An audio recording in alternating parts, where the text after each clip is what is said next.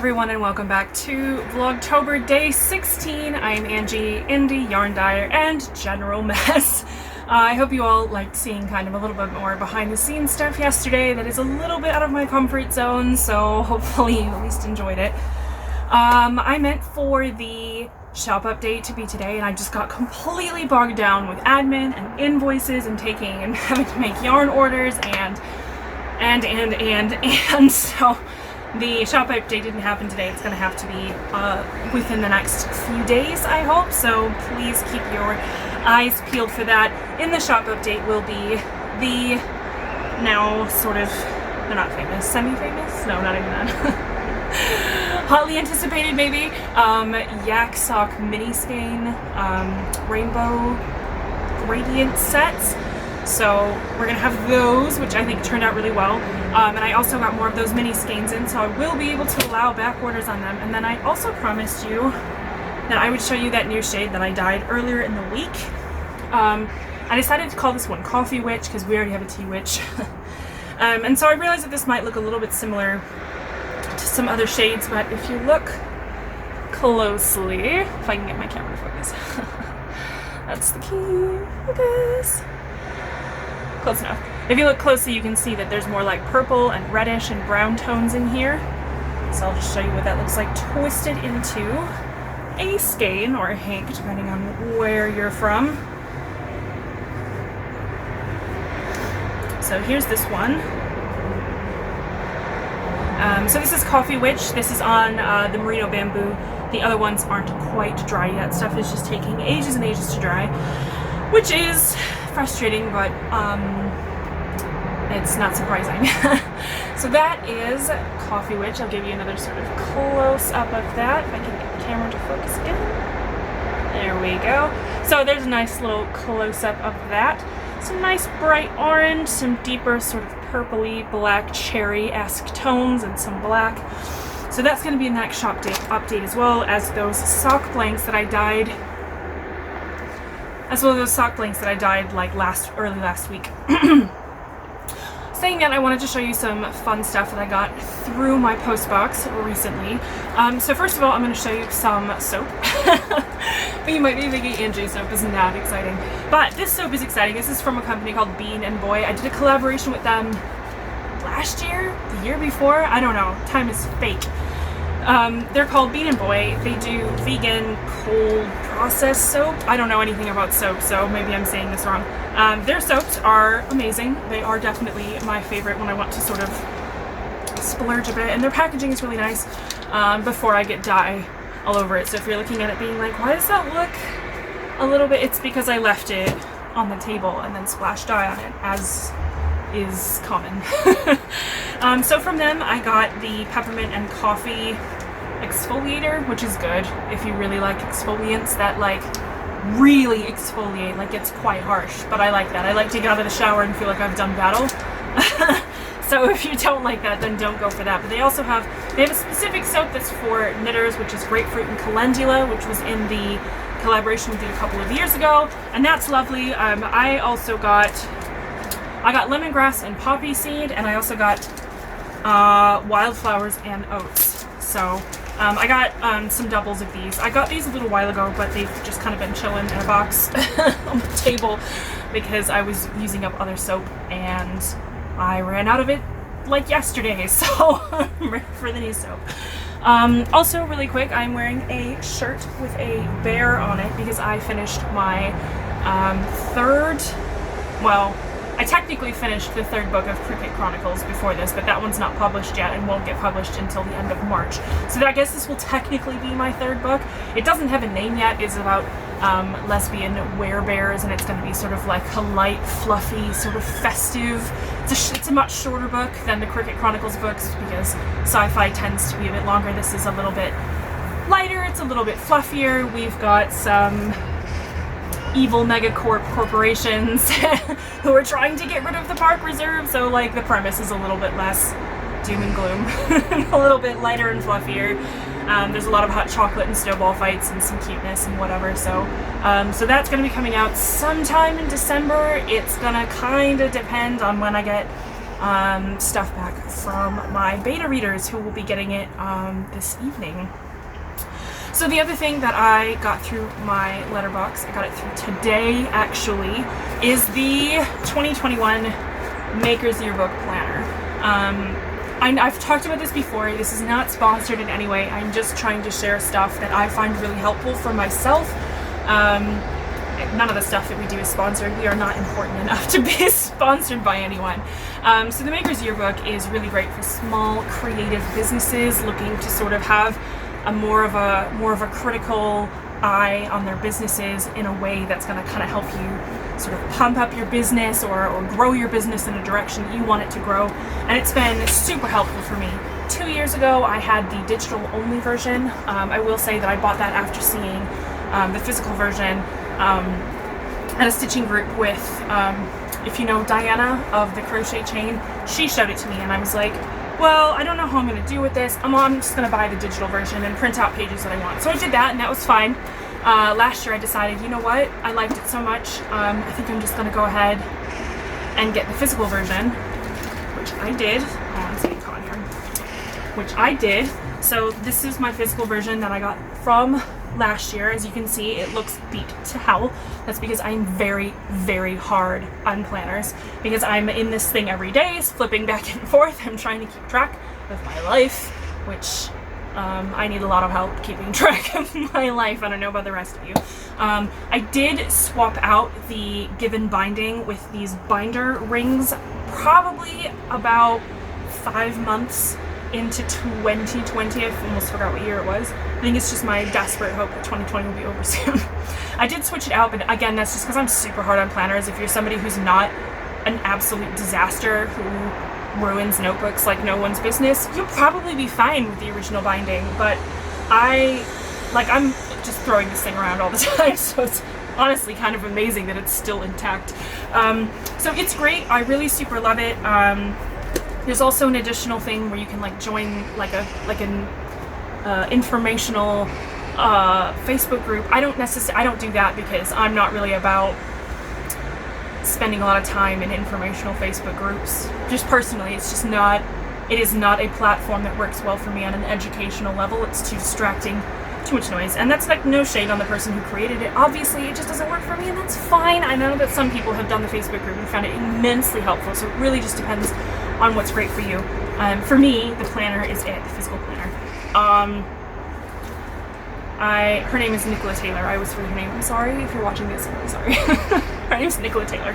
And she's wonderful, and she also sends out emails that are like sort of, I think they're monthly maybe, like monthly sort of like, what are you thinking about this month? And they aren't necessarily salesy emails. It's more like to kind of make you think a bit about planning and stuff. It's just really helpful. It's really informational. So I got my new one in the mail today. I've not opened it yet, so I'm going to open it on camera. So I'm going to open it. So this is how it came. Oh no, it came in another box. But then I opened that box, and then there's this box. I'm going to open this, and there'll be another box. No, I'm just kidding. Open this. Oh, there was a much easier way for me to open this box, but I'm just too ridiculous to understand boxes, which probably explains a lot about me.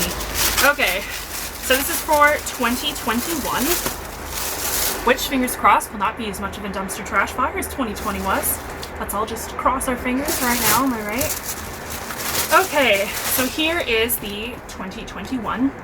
She did mention in pre-orders that it's a little bit shorter, so it's not... Here, let me just move the box out of the way and I'll show you the size difference. So here's me tangling yarn and everything. So here's here's this year's, and here's the new one. So it's what, about like 1.5 inches-ish difference on the top, and then maybe like 1/2 inch or 1 inch on the side. I don't know, I'm very bad at estimating sizes, but it's not a huge difference. It's definitely not something that makes any kind of meaningful impact to whether I'm going to enjoy using it or not. I know that some people have major preferences on big versus small planners, and it doesn't matter to me at all, personally. So the smaller size, I don't know though, like it fits kind of better in my hand maybe. Maybe I do like the smaller size. Anyway, so as you can see, the cover is a little bit different. This one's got some more succulents on it, which is very on brand for me. And the reason that I really like the Maker's Yearbook, if you're, wow, sorry.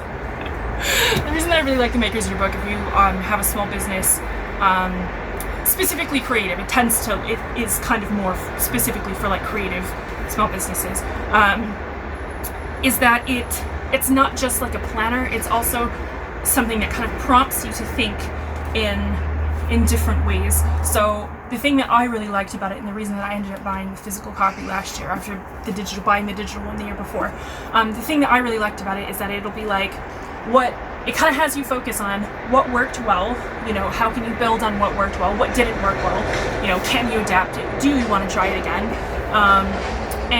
but it kind of makes you think more critically about your business, but not in a way that's going to make you feel bad about any progress that you think that you should have made and didn't. It's very much more of a practical sort of solution-based approach, which is very, like, that is absolutely what I need when it comes to planning things, because I have a tendency, I think a lot of us do, have a tendency to get really down on ourselves, like, oh, well, I wanted to do this, and this year, and it just didn't happen, and it's my fault, I wasn't organized enough, or I didn't do this, or I spent, you know, I didn't work through every weekend, I didn't work 70 hours a week, so it's my fault. And so I really like the way that this kind of guides you to, you know, to continue to grow things and think critically about your business, because let's be real, you know, we're not having businesses like just for fun. I mean, a lot of it is fun. I enjoy, obviously I would much prefer having my business be hand-dyed yarn than, you know, working a 9-to-5 doing data entry, because that just, I don't like that. I'm not saying that having your own business is like better than any other job. It's just whatever works for you personally. I know for myself that sitting at a desk for 8.5 or 9 hours a day is awful. I hate it. I just get really antsy and I get headaches, and it's just, suck. No, it doesn't work for me. However, if I have 8 million things to do and I'm running myself ragged from like 6 a.m. until 8 p.m., like, that's fine. I mean, it's not fine because I'd get tired and crappy, but I hope you understand what my point is. My point is that we all have to find work that works for us. But if you are choosing a small business, then it still has to pay your bills, and sometimes you do have to think more critically about the financial side of things, which isn't really that fun. Obviously, the creative side of things is what's more fun. Coming up with new colorways and new radiance gains, like, that's what's fun. You know, taking fun pictures, that's what's fun. Connecting with people in the Saturday night live streams, that's what's fun. Sometimes doing your accounting at the end of the month is not fun. And it's really easy to just, like, ignore it until your taxes are due, and then you're like, oh, I should probably do my accounting. I probably should, right? Anyway, this means that you're probably going to keep on top of your accounting a little bit more, at least for me. Obviously, planners don't work for everyone. I'm not trying to say that this is some, like, magical, wonderful catch-all that will solve all of your problems, but if you're somebody who really likes structure and likes planners and likes being challenged to think in other directions for your business, then I super highly recommend it. It's like, I would be lost. I've gone from being like, oh, I'm fine, I'll write something, I'll scribble something down on a piece of paper and then just hope that everything goes okay, to being like, I'd be lost without it. Like, I legit need it to function in my business in a way that leaves me being able to plan ahead and not, like, scrambling by the seat of my pants at the very last minute, panicking that I'm not going to be able to get something. And especially, y'all, especially this year, with the yarn shortages, with the dye shortages, with, like, the international dye shortage of specifically cerulean blue, which is used in, like, a zillion different blues. So now there's, like, a zillion different dyes that none of us can get. Like, let me just tell you, like, being able to, like, think critically and plan in a year where plans are just what's the point of plans in 2020? But honestly, being able to, like, plan things out and think more critically and think, well, you know, what can I do if I can't get my hands on this yarn base? Sorry, I'm jostling things a lot. If I can't get my hands on this yarn base or this dye, like, what can I do with the stuff that I can access and the stuff that I do have already? So I have found that to be very, very useful. I know I'm, like, super raving about this, but I mean, I'm gonna be honest, I'm a bit of a stationery nerd. Shock. I do really like notebooks. I have many, but they all have their specific purpose, but this is definitely my choice for business planning, 100%. Like, even if gamer crafting were to like explode in popularity and, you know, make us 6 figures a year, that's not ever gonna happen, but if it did ever do that, then I would probably still use this as a way for me to plan out things like, you know, planning ahead for seasonal planning, especially when it comes to yarn, because we all kind of have to move a little bit ahead. Anyway, like everyone gets a little bit tetchy when people are releasing Christmas yarns in October, but a lot of people are knitting Christmas stuff in October. Anyway, that's a whole other thing. Anyway, so I just wanted to show this to you. Ooh, there's new pages in here this year. Oh my god, I'm excited already. And I love the tabs on the side to make it easier to flip back and forth. No, that's all I'm gonna say about that. Nicola Taylor, genius woman, amazing, amazing planner. So if you have a small business and you've been looking for a way to sort of get your collective crap together, then I do definitely recommend that. I've tried using bullet journals, and I do like bullet journaling for other stuff, but when it comes to like business stuff, it just I had too much going on, and I was spending too much time writing stuff in a bullet journal rather than doing my work. So that's why I wanted to make a switch to something else. And that's kind of something I'm finding with planners in general, is that as much as I like a bullet journal and I really love the artistry and all the effort that people put into it, like I won't have time to make it look pretty, and then or at least competent, and then because I have like a messy scrolly mess of scrolls, that was super redundant, because I end up with that, I end up not really using it as much, or I don't, you know, do as much planning as I should, or, you know, sometimes we just don't know what prompts are gonna give us ideas, or what prompts are going to like, not force us, but like lead us into thinking in a different direction that's good for our businesses. Anyway, most of you don't have businesses, so you just listen to that whole thing. Find y'all a good planner. Planners aren't for everyone. The planners are for me. I'm lost without planners. In fact, I'm looking for a planner for next year for my writing stuff. And I mean, like, I guess this might technically work, but at least this year there's like daily pages that'll be like, is there daily pages in this? Yeah. So they'll be like daily pages, right? And the daily pages will say 3 things to do today.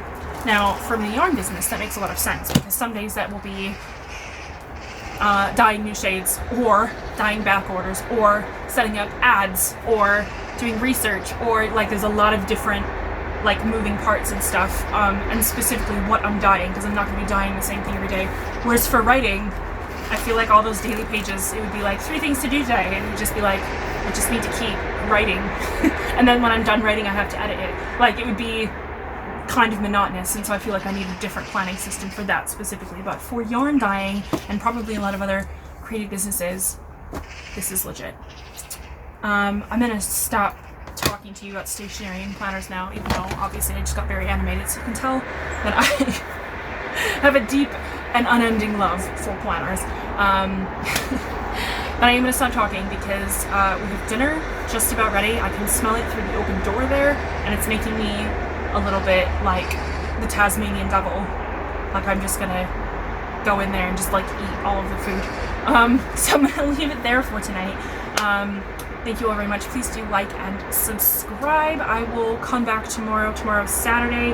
I don't like to work weekends. I usually end up working weekends, and I'm definitely going to end up working tomorrow.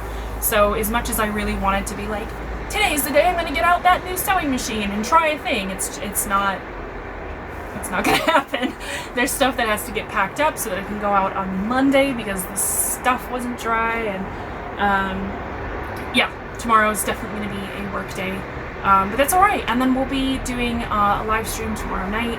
If you want to come and join us, last week we were playing a Nancy Drew mystery game, which everyone seemed to enjoy. We're going to keep playing that this week. We're going to finish it this week, and then we might play something else. But like, we don't just come for like the game. Like we chat, like people chat about their projects and crafting and whatever. So like, it's fun. It's a fun time. Like, come join us. It's chill. Anyway, I will see you all tomorrow.